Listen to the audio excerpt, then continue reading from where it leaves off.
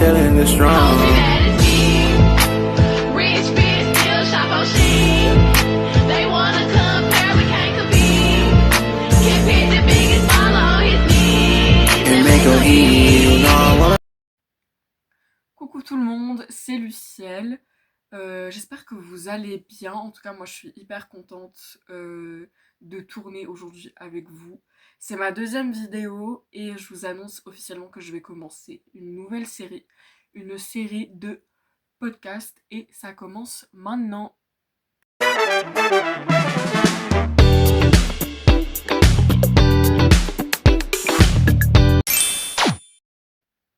Du coup, le sujet de ce premier épisode, ça va être l'art. Pourquoi l'art est ma passion?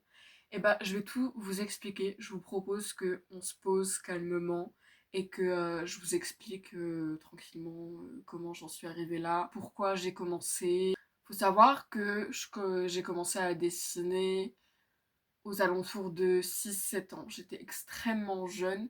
Au début, comme tout le monde, c'était des gribouillis, des choses comme ça. Au fur et à mesure, ça s'est vachement développé.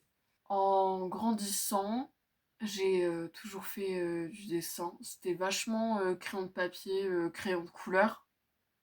J'ai mis énormément de temps avant de m'intéresser à tout ce qui est peinture, aquarelle, sculpture, enfin bref, tous les autres domaines de l'art, on va tout ce qu'on ne voit pas forcément dans l'art en fait. C'est à l'âge de 10 ans que je fais ma première peinture. Malheureusement, je ne l'ai pas avec moi parce que je l'ai perdue, donc je ne vais pas pouvoir vous la montrer. Mais je vous propose de vous montrer quelques-unes de mes peintures et de vous les présenter. On commence avec une peinture très simple. Elle est relativement simple. C'est ma plus récente pour le moment. Je vais vous montrer laquelle je suis la plus fière juste après. Mais on commence par celle-là. Qu'est-ce qu'elle représente? Et bah déjà, ce qu'on voit en premier plan, c'est un verre avec une tranche d'orange. Je dirais que c'est plutôt de l'orange, ouais. C'est la première chose qu'on voit. Alors, le but de cette œuvre, ça va être de refléter quelque chose de coloré, plutôt d'ensoleillé, même s'il n'y a pas de soleil, enfin, la couleur est vachement mise en avant. Il y a très peu de couleurs quand même, mais il y a peu de couleurs, mais elles sont vives, et donc c'est ce qu'on voit en premier. Moi, ce que je vois en premier, c'est le vert, et ensuite ça va être la mer, ensuite la colline verte, et le ciel qu'on voit en arrière-plan. Donc tout ça, alors, je suis passée d'un petit gribouillage à ça quand même. Ça m'a pris plusieurs années, je vais pas vous mentir. Mais enfin bref, tout ça pour vous montrer à peu près de quel niveau je suis. J'aime énormément ce que je fais. Mon rêve, c'est de transformer ma passion en une voie professionnelle. Après, c'est vrai que c'est plutôt compliqué. Je parlais évidemment par rapport à l'argent, parce que c'est compliqué de se faire de l'argent juste en faisant des peintures. Et évidemment, je veux pas que ma vie se résume à ça. Donc c'est pour ça que je vais sûrement m'orienter vers autre chose. Mais pour le moment, je suis plutôt tentée de laisser porter et de trouver quelque chose qui correspond à ce que j'aime. Faire quelque chose qu'on aime, je pense que c'est vraiment le mieux, tout simplement. C'est vraiment ce qui vous correspond. Il faut trouver quelque chose qui vous corresponde le plus en fait. Et ça, on me l'a souvent dit et c'est un peu ce qu'on dit à tout le monde, sauf que quand tu sais pas ce que tu aimes faire, quand tu sais pas ce que tu veux faire, c'est toujours compliqué. C'est là que ça se corse. Donc c'est pour ça que l'art m'a vachement guidée en fait, parce que ça a été ma première passion. Ça a été la première chose, la première activité à laquelle je me suis vraiment attachée. Donc ça m'a vraiment permis de m'ouvrir des voies sur ce que j'aimais faire et sur ce que je voulais faire. L'art, je pourrais vous en parler pendant des heures parce que c'est un sujet passionnant et surtout parce qu'il existe énormément de types et de formes d'art. Mais je vais surtout vous parler de pourquoi j'aime ça en fait. Faut savoir que sur cette chaîne, je compte faire des tutoriels de dessin, évidemment. mais c'est surtout un projet à venir. Mais je pense que c'est un projet qui viendra très rapidement, vous inquiétez pas. Depuis mes 6 ans, donc quand j'ai commencé à dessiner, je suis rapidement devenue celle qui dessinait le mieux dans la classe. Ça s'est développé d'année en année. Et une fois arrivée au collège, moi je pensais qu'il allait y avoir d'autres personnes qui allaient dessiner comme moi. En fait, alors oui, il y en a qui dessinent aussi bien que moi. Les gens qui dessinent comme moi, c'est pas des gens qui aimeraient transformer leur passion en leur avenir en fait. Donc ils sont pas si investis. L'art, c'est plein de choses. Plein de choses qui s'accumulent. Pour moi, c'est un monde qu'on crée à travers une toile ou une feuille, n'importe. Un monde qu'on crée, on crée ses propres règles. Ce qui est le plus fascinant dans tout ça, c'est qu'on a le droit de faire absolument ce qu'on veut et personne nous dira de pas le faire, personne nous empêchera de le faire en fait. Parce que il y a beaucoup d'artistes qui peignent des choses par rapport à des sujets qui sont vachement tabous, je trouve quand même, et pourtant ils le font quand même. Ils le font parce que personne leur empêche, et finalement c'est ça qui est merveilleux quoi. Je vais vous montrer une deuxième toile. Alors c'est évidemment la toile qu'il y a derrière moi, mais je vais vous l'avancer pour que vous voyez un petit peu mieux. Alors celle-ci, elle est très très grande, elle est gigantesque. Alors cette toile m'a pris 10 heures. Elle est hyper belle. Ce qu'on voit en premier, c'est la vague évidemment. C'est l'élément principal de cette toile. On a évidemment aussi un petit bateau qu'on voit juste ici. C'est pour refléter un petit peu le côté mystérieux de la chose. Et en bas, on a plein de petites fleurs pour refléter un petit côté de fantaisie, un petit côté féerique, je pense aussi. Et du coup, en arrière-plan, on a le ciel, comme la toile précédente. La toile que je viens de vous montrer, c'est ma plus grande fierté en termes de peinture.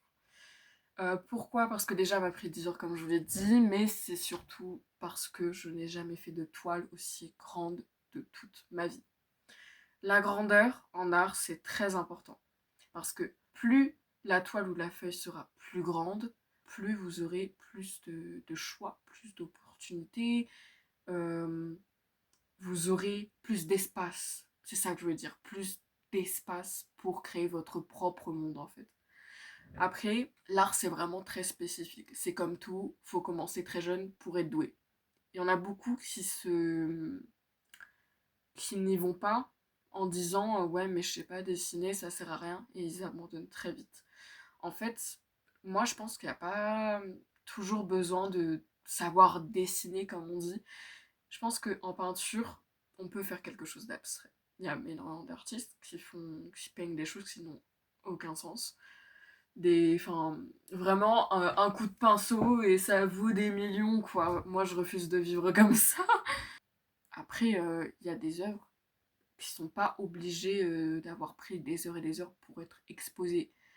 Euh, j'ai déjà fait des dessins qui sont magnifiques et qui pourtant m'ont pris même pas 5 minutes. Mais comme on dit, ça peut être aussi 5 minutes de toute une vie en fait. Enfin, ce que je veux dire, c'est que l'art, ça m'a accompagné toute ma vie et ça m'accompagne encore. Et j'espère vraiment, vraiment que ça va me suivre et que je vais m'améliorer. C'est comme tout en fait. Si je vous partage ça aujourd'hui, c'est parce que j'ai vraiment envie de vous faire découvrir mon domaine, que j'ai envie de vous montrer comment je dessine, comment je fais pour faire des formes, quel est mon style de dessin. Donc voilà, comme je l'avais dit dans ma première vidéo de présentation, mais je vais vous le redire, j'aimerais intégrer une école d'art. Pour intégrer une école d'art, il faut faire un portfolio.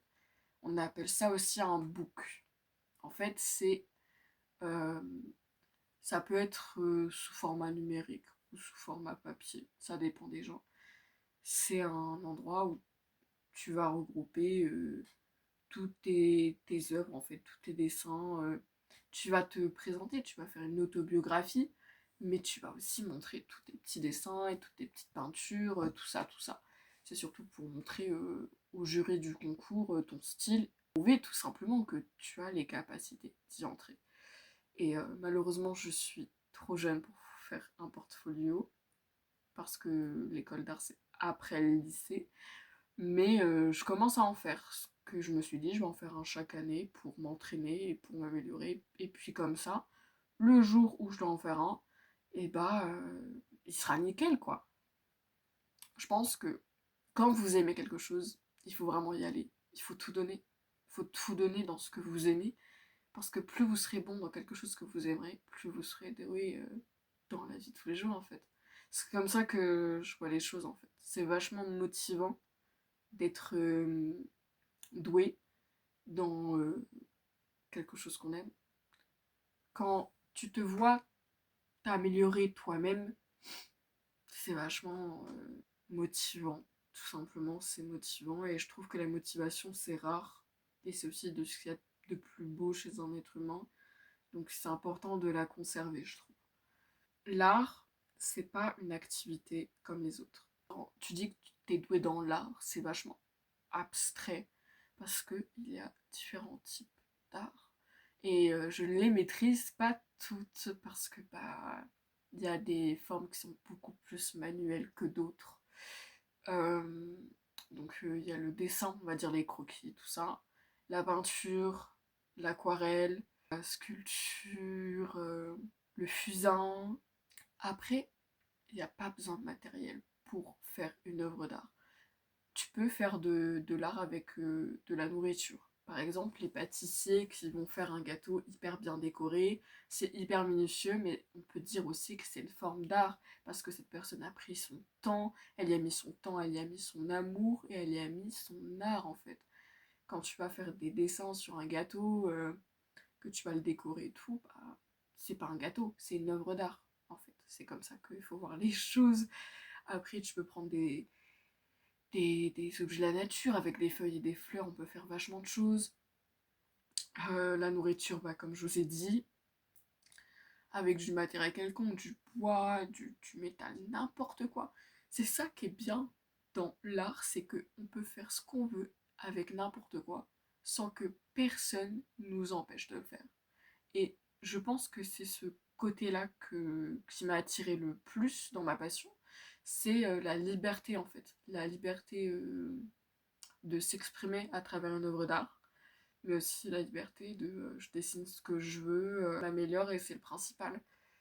Donc voilà, voilà. Je vous ai parlé un petit peu de tout ça. Je pense qu'en vrai, ça c'est un petit podcast et c'est déjà pas mal. Donc je pense que je vais m'arrêter là. Je vous fais des gros bisous et on se retrouve bientôt pour une nouvelle vidéo. J'espère que vous avez aimé.